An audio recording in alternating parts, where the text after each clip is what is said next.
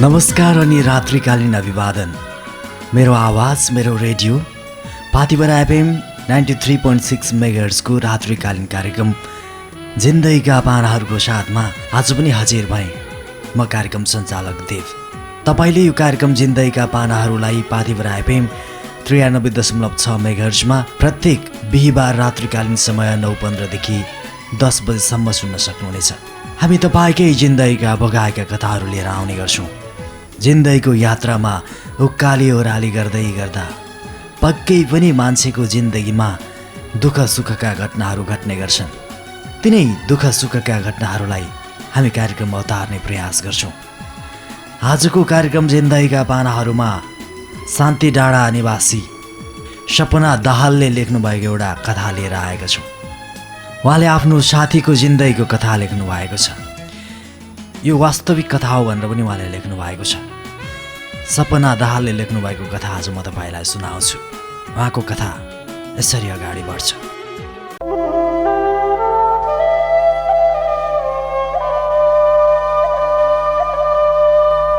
ला ला ला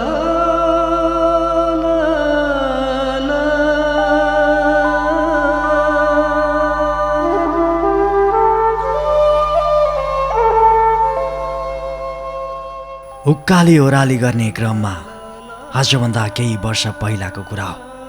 मैले घर नजिकैको विद्यालयमा कक्षा 8 पास गरिसकेको थिएँ। अब कक्षा 9 पढ्नको लागि घरबाट करिब 2 घन्टा जति टाढाको बाटो हिँडेर जानुपर्ने अवस्था थियो। मेरो घरको आर्थिक अवस्था कमजोर भएकाले मैले घर बाहिर कोठा भाडा बसेर पढ्ने अवस्था पनि थिएन। कि त मैले आफ्नो पढाइ छोड्नुपर्ने बाध्यता, कि त बिहान बेलुकाको काम गरेर 2 घन्टा हिँडेर भए पनि पढ्नुपर्ने अवस्था थियो। किनकि मदेखि मुनिका मेरा 2 जना भाइ बहिनीहरू पनि भएकाले उनीहरूलाई पनि पढाउनु पर्ने मेरो बाध्यता थियो। यस्तैमा जस्तै दुःख सुख भए पनि मैले आफ्नो पढाइलाई निरन्तर अगाडि बढाउने निर्णय गरेँ। मसँगै पढ्ने मेरो घर नजिकैको साथी राजलाई पढ्नको लागि मैले सल्लाह गरेपछि हामी भोलिपल्टैबाट 2 घन्टाको बाटो हिँडेर पढ्ने निर्णय गऱ्यौँ। कक्षा 9 पढ्नको लागि सुरुवात पनि भयो हाम्रो। राज र म एकदमै मिल्ने साथी। हामी बाटोमा दुःख सुखका कुराहरू गर्दै हिँड्थ्यौँ। हाम्रो आर्थिक अवस्था कमजोर भएकाले बाबाआमालाई बिहान बेलुकाको काम सघाउनु पर्थ्यो। जिन्दगीको यात्रामा हामीले एकअर्काको दुःख पीडालाई बुझेका थियौँ। हामी बाटो हिँड्दाखेरि तिनै जिन्दगीका बगाएका कुराहरू गर्दै हिँड्थ्यौँ। दुःख सुखका कुराहरू गर्दै हिँड्दा बाटो काटेको पत्तै हुँदैनथ्यो। 2 घन्टाको बाटो कतिखेर काटिन्थ्यो थाहै हुँदैनथ्यो। दिनहरू बित्दै गए। दिनहरू बित्ने क्रममा हामीले हेर्दा हेर्दै कक्षा 9 को पढाइ पनि सकिसकेका थियौँ। कक्षा 9 पास गरिसकेपछि कक्षा 10 को पढाइ सुरु हुनुभन्दा केही दिन अगाडिको कुरा हो। मेरो घर नजिकैको सुमन दाइ भर्खर वैदेशिक रोजगारबाट नेपाल आउनु भएको थियो। उहाँको चेलीबेटी कोही नभएकाले तिहारमा मैले नै उहाँलाई टिका लगाइदिने गर्थेँ। त्यसकारण हाम्रो सम्बन्ध चेली माइतीको थियो। सुमन दादा मलाई असाध्यै माया गर्नुहुन्थ्यो। सुमन दादाले विदेशबाट मेरो जन्मदिनको लागि भनेर एउटा मोबाइल पनि ल्याइदिनु भएको रहेछ, जुन मेरो जन्मदिनको उपलक्ष्यमा उपहार स्वरूप मलाई दिनुभएको थियो। अनि उहाँले भन्दै हुनुहुन्थ्यो, बहिनी यो उपहार राख, यसको सम्पर्कले हाम्रो चेली माइतीको सम्बन्ध झनै गाढा हुनेछ। जिन्दगीको कुनै मोडमा आफ्नो माइतीको याद आयो भने यो काम लाग्नेछ भन्दै उहाँले त्यो उपहार मलाई दिनुभएको थियो। उहाँले दिनुभएको त्यो मोबाइल साँच्चीकै मेरो लागि अमूल्य थियो। किनकि मेरो सबैभन्दा खुसीको दिन त्यसमा पनि दादाले दिनुभएको मायाको चिनो मेरो लागि साँच्चीकै स्पेसल थियो। साँच्चीकै स्पेसल थियो। दिनहरू बित्ने क्रमसँगै अचानक एक दिन एउटा नयाँ नम्बरबाट फोन आयो। तर मैले खासै त्यसलाई वास्ता गरिनँ। धेरै पटक फोन आएकाले मैले फोन उठाएँ। बोल्दा कुनै अपरिचित छोरा मान्छेको आवाज थियो। त्यो अन्य कुनै ठाउँमा गरेको रहेछ। मिस्टेकली मेरो नम्बरमा परेको रहेछ। त्यति नभन्दै फोन काटिहाल्यो। भोलिपल्ट पुनः त्यही नम्बरबाट फोन आयो। मैले फोन उठाएर बोल्दा त्यो केटाले परिचय गरौँ न भनेर मलाई कर गर्न थाल्यो। हाम्रो कुराकानी भयो। उहाँको नाम रोशन रहेछ। घर झापा हाल वैदेशिक रोजगारीको लागि मलेसिया जानुभएको रहेछ र मैले पनि आफ्नो नाम ठेगाना र आफू पढ्दै गरेको कुरा उल्लेख गरेँ। पहिलो पटकको कुराकानीमा त्यस्तै उस्तै कुराकानी गरेर हामी विदा भयौँ।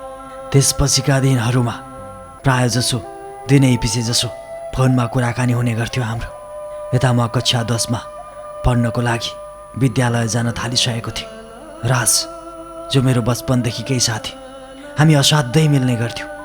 स्कुल जाँदा सधैँ सँगै, फिर्दा पनि सधैँ सँगै, अत्यन्त मिल्ने साथी। राजको र मेरो मित्रताको सम्बन्ध देखेर आफूसँगै पढ्ने साथीहरू हामीलाई धेरै जिस्क्याउने गर्थे। साँच्चीकै हाम्रो मित्रताको सम्बन्ध एकदमै सुमधुर थियो। साथीहरूले जिस्काइरहँदा मसँगै धेरै मिल्ने साथी अन्जुले राजलाई मन पराउने कुरा मलाई थाहा थियो।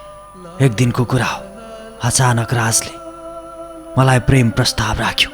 मैले केही जवाफ दिन सकिनँ। उसका कुरा सुनिरहे, बस सुनिरहे।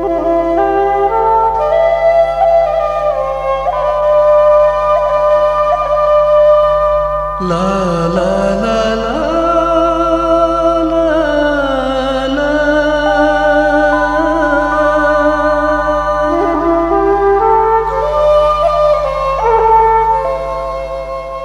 जुन कुरा आफूले सोच्दै नसोचेको कुरा त्यही भयो। मैले राजलाई एउटा असल साथी सम्झेको थिएँ। जिन्दगीको दुःख सुखमा एउटा साथीको भूमिका निर्वाह गर्छ भनेर मैले ठुलो विश्वास गरेको थिएँ। उसलाई मैले केवल असल र नजिक साथी सम्झेको थिएँ। 2 दिनसम्म उसले राखेको प्रस्तावको केही जवाब दिइनँ मैले। त्यसपछि उसको घरको अगाडि मेरो केही सिप लागेन र मैले उसको प्रेम प्रस्तावलाई अस्वीकार गरिदिएँ।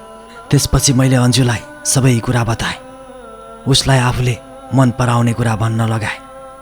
अन्जुले आफूलाई मन पराउने कुरा राजलाई भन्न नपाउँदै मैले प्रेम प्रस्ताव अस्वीकार गरेको 7 दिन नबित्दै राजले मेरो बहिनीलाई विवाह गर्यो। जुन कुरा कल्पनासम्म मैले गरेको थिइनँ। हिजोका दिनमा मलाई प्रेमिकाको नजरले हेर्ने राज आज उसलाई नै जय भन्नु पर्यो। मैले आज भोलि भन्दा भन्दै समय बितेको पत्तै भएन। रोशनले मलाई फोन गर्न थाल्नु भएको पनि 1 साल पुगिसकेको थियो। एक दिन उहाँले मलाई अचानक फोनमा प्रेम प्रस्ताव राख्नुभयो। उहाँले प्रेम प्रस्ताव राखिरहँदा मैले हजुरलाई नभेटेको छु न तपाईँले मलाई भेट्नु भएको छ। जुन दिन तपाईँसँग भेट हुन्छ त्यही दिन जवाफ पाउनुहुनेछ मैले भनिरहँदा रोशनले ठिकै छ बुझ, म 1 महिनाको छुट्टी मिलाएर तिमीलाई भेट्न तिम्रो गाउँमा आउनेछु। हो, म तिमीलाई भेट्न तिम्रो गाउँमा आउनेछु।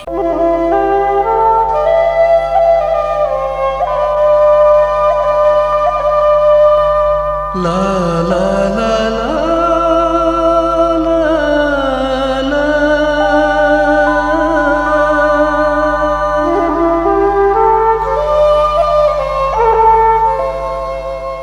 नभन्दै त्यसको केही समयपछि उहाँले 1 महिनाको छुट्टी मिलाएर आउनुभयो। त्यसपछि हाम्रो भेटघाट भयो। जस्तो मैले सोचेको थिएँ त्योभन्दा पनि एकदम राम्रो हुनुहुँदो रहेछ उहाँ। साह्रै मन पर्यो मलाई। त्यो रूपमा म मोहित भएको थिएँ त्यो पल। त्यसपछि उहाँले राख्नुभएको प्रेम प्रस्ताव मैले स्वीकार गरिदिएँ। निस्वार्थ मनले कुनै स्वार्थ नराखी उहाँको प्रेम प्रस्तावलाई मैले स्वीकार गरिदिएको थिएँ। त्यो पल, त्यो दिन हामी एकदमै खुसी भएका थियौँ। उहाँले हिँड्ने बेलामा पूजा मैले तिम्रो लागि केही उपहार पनि ल्याउन पाइनँ भन्दै 5000 रुपियाँ निकालेर मेरो हातमा थमाउनु भयो। मैले त्यो उपहारलाई समाउन मानिनँ। उहाँको घरको सामु मेरो केही पनि लागेन। बाध्य भएर उहाँले दिनुभएको त्यो पैसा समाउनु पर्यो मैले। त्यसपछिका दिनहरूमा हामी एक अर्काप्रति झनै नजिक भइरह्यौँ। घन्टौँसम्म फोनमा हाम्रो माया विरतिका कुराकानी हुने गर्दथे। सँगै बाँच्ने सँगै मर्ने बाचा कसमहरू हुने गर्थे। एक दिन मात्र पनि हामी बीचमा कुराकानी भएन भने मन एकदमै आतिने गर्थ्यो। कता कता डर लाग्ने गर्थ्यो।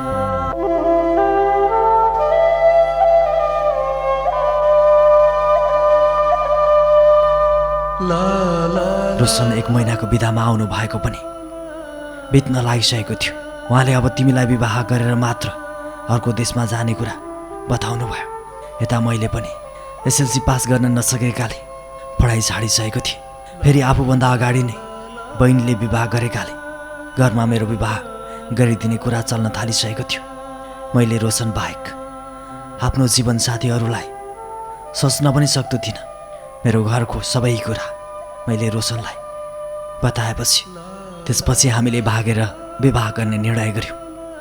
घरमा साथीकोमा जान्छु भनेर मैले ढाँटेर हिँडेको थिएँ, तर मैले सबै कुरा पत्रमा खोलाएको थिएँ। त्यसपछि म भागेर इलाम बजार आइपुगेँ। त्यहाँ आइपुग्दा रोशन आइपुगिसक्नु भएको रहेछ। हामी इलाम बजारको कुनै एउटा मन्दिरमा गएर जिन्दगीभर सँगै जिउने सँगै होटलमा बसेका थियौँ। त्यस दिन म एक मनले अत्यन्त खुसी भएको थिएँ, किनकि मैले मन पराएको मान्छेलाई मैले पाएको थिएँ। यस अर्थमा म खुसी भएको थिएँ, तर अर्को मनले म दुखी पनि थिएँ, किनकि यत्तिका समय बाल्यकालदेखि बिताएको मेरो जन्मघर, मलाई जन्म दिने बाबाआमा, मसँगै खेल्ने साथीभाइ सबैलाई छोडेर पराई मान्छेलाई अँगाल्न बाध्य भएको थिएँ त्यो दिन। त्यसमा पनि आमा बाबाको मन्जुर बिना नै म विवाह बन्धनमा बाँधिँदै थिएँ। थाहै नदिकन भागेर विवाह गर्नुपर्दा अत्यन्त दुःख लागेको थियो त्यो दिन। तर यो मेरो बाध्यता थियो भागेर विवाह गर्न। कुन चाहिँ छोरी मान्छेलाई मन हुन्छ होला र। म बाध्यतामा परेर भाग्न विवश भएको थिएँ। मेरो उदासीनतालाई देखेर होला रोशनले मलाई एक्लोपनको महसुस हुन दिनु भएन। विभिन्न रमाइला कुराहरू भएका थिए त्यो पल हामी बीचमा। उहाँले मलाई हँसाउने प्रयास गरिरहनु भएको थियो। बिर्तामोडको 3 दिनको बसाएपछि हामी रोशनको घरमा गयौँ। घर पुग्दा साँझ परिसकेको थियो। त्यहाँ पुगेपछि मलाई थाहा भयो मेरो त खुसीका फलहरू फुल्न नपाउँदै ओइलिएर झरिसकेको रहेछ। जुन कुरा त्यहाँ पुगेपछि थाहा भयो रोशनले 7 वर्ष अगाडि नै अरू कसैलाई विवाह गरिसक्नु भएको रहेछ। साथमा 6 वर्षको छोरा र उहाँको जेठी श्रीमती देख्दा मेरो मन भक्कानिएर आयो।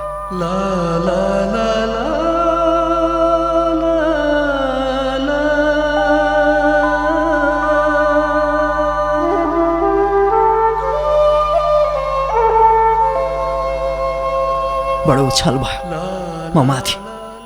मान्छे किन यति साह्रो निष्ठुरी बन्छ, किन छल कपटको खेल गर्छ मान्छे। विवाहित भएर पनि म अविवाहित हुँ भन्दै माया जालमा पारेर मेरो निर्दोष मनलाई खेलबाड गर्यो त्यो मान्छेले।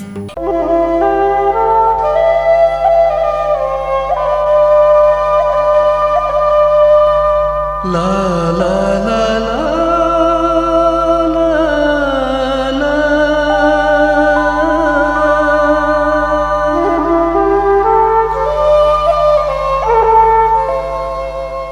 त्यसपछि सबैले सवाल गर्न थाल्नुभयो। म केही नबोलिकन रोइ मात्र रहे।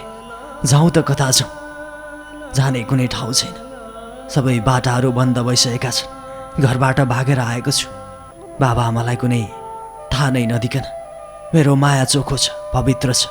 मलाई यस्तै लाग्थ्यो यति धेरै चोखो माया गर्दा पनि किन हुन्छ धोका, आखिर किन हुन्छ।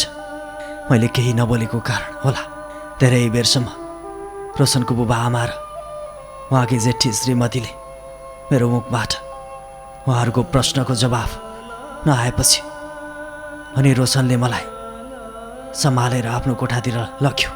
मैले रोशनसँग जवाफ माग्नु थियो र उसलाई प्रश्नहरू गर्न थालेँ। मैले किन मेरो जिन्दगीमा यति ठुलो विश्वासघात गरेको। मैले त तपाईँलाई चोखो माया गरेको थिएँ, त्यसको बदलामा तपाईँले मलाई केवल आँसु दिनुभयो, कसैको खुसीमा आगो लगाउनु भयो, मेरो निर्दोष मनलाई जलाउनु भयो। यति ठुलो निर्णय लिनु अघि किन एकपटक पनि सोच्नु भएन। आफूले विवाह गरेको कुरा मलाई किन पहिले नै भन्नु भएन। भन्नुभएको भए म तपाईँको जिन्दगीमा कहिल्यै आउने थिइनँ भन्दै म रुन थालेँ। त्यति भनिरहँदा रोशनले पुछा, म तिमीलाई धेरै माया गर्छु। मैले मेरो परिवारको लागि पहिलो विवाह गरेको, त्यसमा म कहिल्यै खुसी हुन सकिनँ। मलाई जबरजस्ती नचाहँदा नचाहँदै मेरो घर परिवारले विवाह गरिदिनु भएको म तिमी बाहेक अरूलाई सोच्न पनि सक्दिनँ। मैले यो कुरा पहिला नै तिमीलाई भन्नु पर्थ्यो, गल्ती भयो, मलाई माफ गर भन्दै ऊ पनि रुन थाल्यो। त्यो दिन साह्रै मलाई सुमन दादा र आफ्नो घर परिवारको याद आयो। आफ्नो आमा बाबाले गरेको माया, आफ्नो साथीभाइसँग कटाएका ती दिनहरू याद आयो। जब जब मान्छेको जिन्दगीमा दुःख वर्ष आपद विपद आइलाग्छ, त्यही बेलामा सम्झिँदो रहेछ आफ्ना मान्छेहरूलाई, आफ्नो आमा बाबालाई।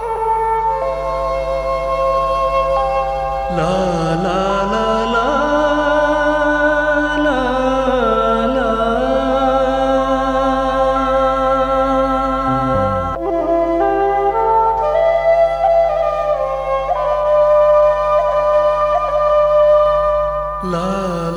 मैले एकदमै ठुलो गल्ती गरिसकेको थिएँ। आफ्नो आमा बाबाको मायालाई मैले लत्याएर हिँडेको थिएँ। सायद मेरो परिवारले भनेको मानेको भए यो दिन आउने थिएन होला भन्दै मनमा धेरै कुराहरू खेल्न थाल्यो। अब यस्तो सोच्नु बाहेक केही थिएन, किनकि धेरै ढिलो भइसकेको थियो। सोच्दा सोच्दै रात बितेको थाहै भएनछ। त्यो रात म एक पल पनि निदाउन सकिनँ। रातभरि आँसु बगाउँदै विगतका दिनहरू सम्झिँदै मैले त्यो रात काटेको थिएँ। त्यो रात मेरो आँसु झारेरै बित्यो।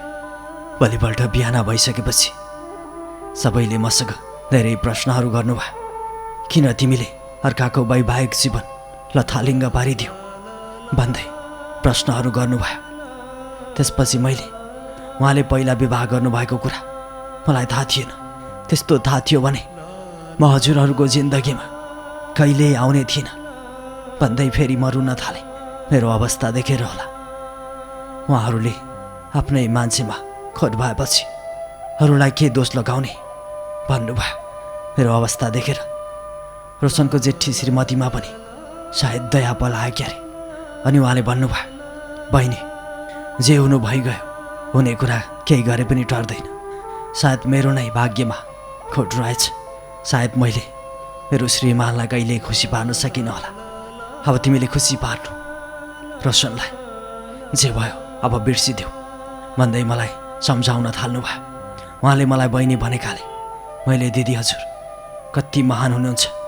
हुन त छोरी मान्छेको सबैभन्दा ठुलो शत्रु सौता भन्छ।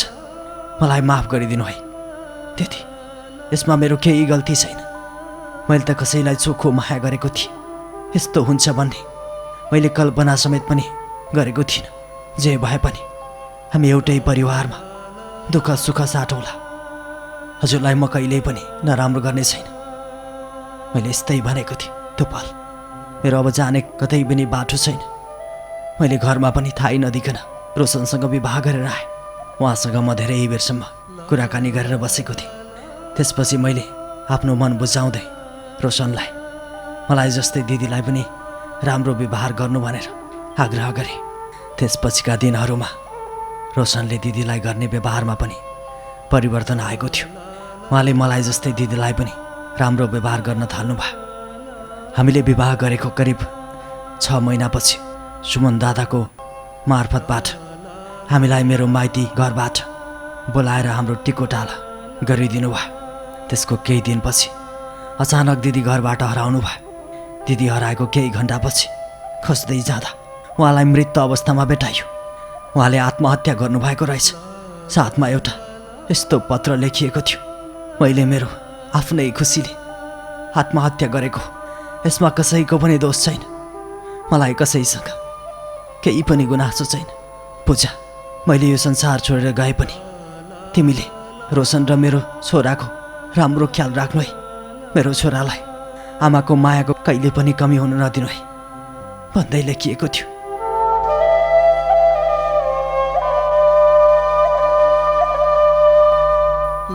त्यो अवस्था देख्दा, त्यो पत्र पढिरहँदा मलाई लाग्यो यो सबै घटनाको कारण म नै हुँ। म त्यो पल मनभित्रबाट भक्कानिएर आएको थिएँ। मैले आफूलाई सम्हाल्न सकेको थिइनँ। त्यत्तिका गल्तीहरू हुँदा पनि मलाई उहाँले नै सान्त्वना दिनुभएको थियो, बाँच्ने ऊर्जा प्रदान गर्नुभएको थियो। मैले एउटा अभिभावक पाएको थिएँ उहाँलाई, तर उहाँले संसार छोडेर गइसक्नु भएको थियो। हामी सबैलाई सदाको लागि छोडेर टाढा भइसक्नु भएको थियो। धेरै बेरसम्म म रोइरहेँ। अब रोएर पनि केही फाइदा थिएन। दिदीले हामीलाई यो संसारबाट छोडेर बिदा भइसक्नु भएको थियो। त्यसपछिका दिनहरू दुःख सुख चलि नै रहे। दिनहरू बित्ने क्रमसँगै मेरो कोखबाट पनि एक छोरा जन्मियो। छोराको जन्म त भयो, जन्मेर धरतीमा पाइला टेक्न नपाउँदै रोगको शिकार भएर बच्चा जन्मियो। हामी आमा बच्चा दुवैलाई जन्डिस भएकाले बच्चा जन्मिएको लामो समयसम्म अस्पतालमा बस्नु पर्यो। लामो समयको अस्पताल बसाएपछि सबैजनाको सहमतिमा मेरो माइती घर इलाममा ल्याउने कुरा भयो र मलाई इलाममा ल्याउनु भयो। अस्पतालको र आयुर्वेदिक औषधिको प्रयोगपछि मलाई जन्डिस पुरै जाती भइसकेको थियो। तर मेरो छोराको भने कुनै अत्तो पत्तो थिएन।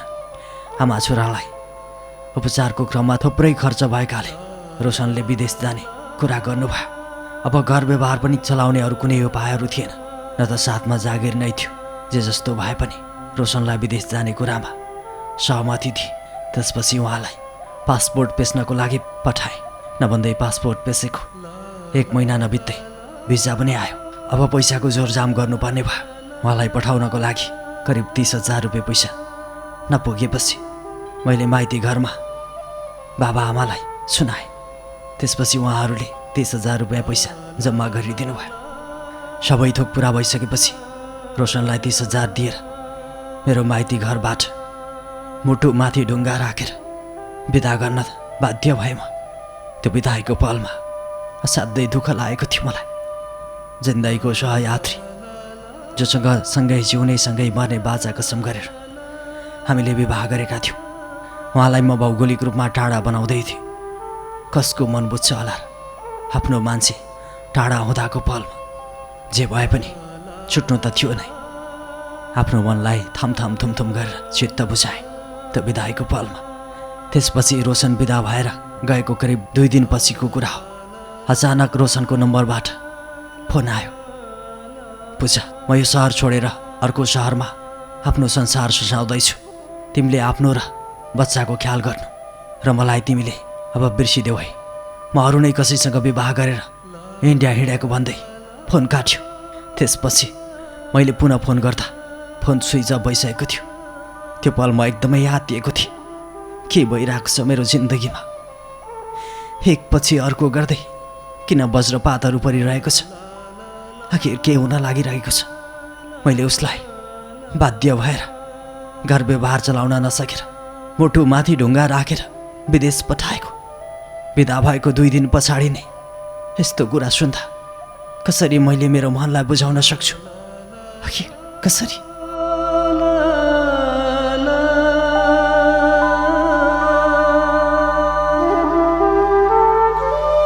अनि मैले जापामा रोशनको मम्मीलाई फोन गरेर बुझ्दा त उहाँले लाउरेको श्रीमतीलाई विवाह गरेर नेपाल छोडेर कहिल्यै नआउने कुरा फोनमा रोँदै बताउनु भयो। मेरो त मन भक्कानिएर आयो। जुन कुरा मैले कहिल्यै सोचेको थिएन, मैले कहिल्यै कल्पना गरेको थिएन। सारा पुराना कुराहरूलाई मैले बिर्सिएर नयाँ जिन्दगी जिउने सपनाहरू सजाउँदै गर्दा फेरि पनि अर्को धोका म माथि भएको थियो। त्यो पल किन घरिघरि मेरो जिन्दगीमा यति वज्रपात भइरहेको छ मैले सोच्न सकिरहेको थिइनँ। जुन मान्छेलाई आफूलाई भन्दा धेरै विश्वास गरेको थिएँ त्यही मान्छेले आज मुटुभरि चोट दिएर कहिल्यै नआउने भन्दै टाढा भएर जाँदै थियो। टाढा भएर जाँदै थियो।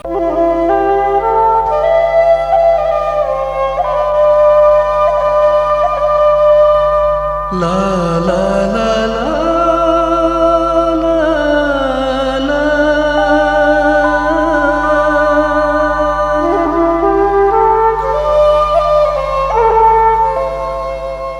जस्तो सुकै चोट र पीडा मनमा भए पनि मैले आफ्नो छोराको भविष्य सम्झेर मुटुमाथि ढुङ्गा राखेर भए पनि बाहिर हाँसेर हिँड्नुपर्ने बाध्यता थियो। दिनहरू बित्दै गए। तर रोशनको यादले कहिल्यै छोडेन। उसले छोडेर गए पनि आज भोलि भन्दा भन्दै छोरा पनि 3 वर्षको पुगिसकेको थियो। तर उसको न त बोली नै आउँथ्यो न त हिँड्न नै सक्थ्यो। सबै ठाउँमा लागेर उपचार गरे, कतै पनि हत्तोपत्तो लागेन। मेरो छोरासँगै केटाकेटीहरू सबै हिँडुल गर्छन्, बोल्छन्। आफ्नो छोराको त्यस्तो अवस्था देख्दा भित्रभित्रै मन जलिरहन्थ्यो मेरो। एउटी आमा भएर पनि उसको पीडा हेर्नु सिवाय मसँग कुनै पनि विकल्प थिएन। दैव पनि कति निष्ठुरी, पुनः अर्को पीडा मेरो जिन्दगीमा थपियो। जुन पीडाहरू सहन मेरो लागि मुस्किल हुन थालिसकेको थियो। जुन मान्छेको सहारामा बाँच्छु भनेको थिएँ, त्यही मान्छेले मलाई एक्लो बनाएर गयो। बस एक्लो बनाएर गयो। करिब 2 दिन अघि छोरालाई असाध्यै ज्वरो आयो। खान पनि खासै मन गरेन अनि अस्पताल लगे। तर छोराको अवस्था ज्यादै कमजोर भइसकेको रहेछ। अस्पतालमा डाक्टरले भन्दै हुनुहुन्थ्यो। अस्पतालबाट पनि घर लानको लागि बिदा थियो। म धेरै हरेस खाइसकेको थिएँ।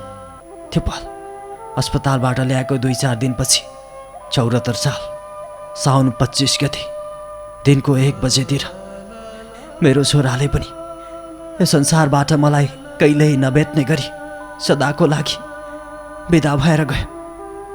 म छोराको त्यस्तो अवस्था देख्न नसकेर त्यही बेहोस भएछु। पर होसमा आउँदा अस्पतालको बेडमा सुतिरहेको अवस्थामा थिएँ म।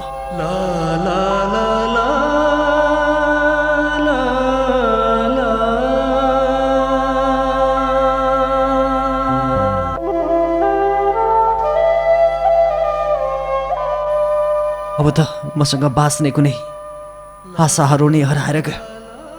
जिउने बाटाहरू सबै बन्द भए जस्तो लाग्छ मलाई। नियतिले ठग्यो। भगवान पनि किन यति निष्ठुरी बन्छन्? किन मेरो जिन्दगीमा मात्र यति ठुलो वज्रपातहरू हुन्छ? अब म कसको लागि बाँच्छु? श्रीमानले सदाको लागि छोडेर अर्कैलाई विवाह गरेर गइसक्यो। माइती घरमा आमा बाबाको माया ममतालाई लत्याएर म हिँडिसकेको थिएँ। एउटा जिउने आधार जुन मेरो छोरा थियो, ऊ पनि मलाई छोडेर सदाको लागि भगवानको प्यारो भइसक्यो। आखिर म कसरी बाँचु? के का लागि बाँच्छु? अब म यो संसारमा सिर्फ एक्लो भएको छु। हो, एक्लो भएको छु। जाने कुनै ठाउँ छैन, बस्ने मेरो घर छैन। बस जिउँदो लास भएको छु म, जिउँदो लास।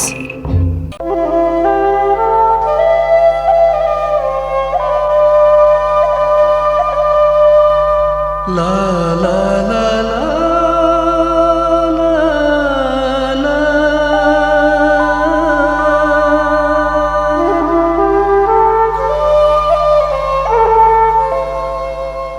आजको कार्यक्रम जिन्दगीका पानाहरूमा सपना दाहालले लेख्नुभएको एउटा यथार्थ कथा तपाईँलाई मैले सुनाएँ। तपाईँलाई यो कथा कस्तो लाग्यो? कुनै सल्लाह सुझाव र प्रतिक्रिया दिन मन लागेको छ अथवा तपाईँको पनि यस्तै जिन्दगीको कथा छ भने लेखी पठाउन सक्नुहुनेछ।